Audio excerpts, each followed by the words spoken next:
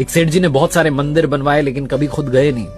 बहुत सारे पुजारी मंदिरों में रख दिए लेकिन कभी खुद ने जाकर के पूजा की नहीं। एक दिन उन्हें पैसों का संकट आन पड़ा। उनको 100 करोड़ रुपयों की आवश्यकता थी। बिना देरी के मंदिर के लिए भागे और सुबह सुबह उनको बोहनी की आदत थी। उन्हें लगा कि कोई और आकर के प्रभु का मन खराब ना कर दें, तो जाकर के मंदिर के वहां खड़े हो गए।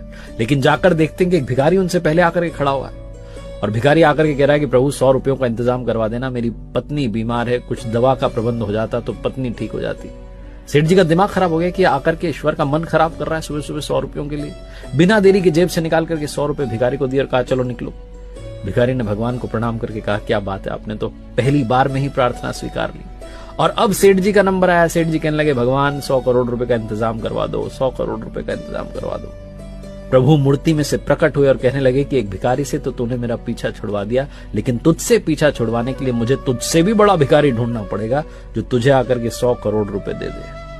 सेठ जी की आंखें भीग गई। उन्होंने कहा प्रभु ये क्या कह रहे हो, आपने इतना बड़ा ताना दिया। भगवान ने कहा और क्या, तू हमेशा मांगने ही तो आता है, कभी मिलने नहीं आया। अगर मिलने आया होता तो संकट तुझ पर कभी आया ही ना होता। कहानी का सार बस ये कहता है कि मांगना बंद कीजिए, अपने आप को समर्पित कीजिए और कहिए प्रभु आप कृपा बरसाइए, सब आपके हवाले।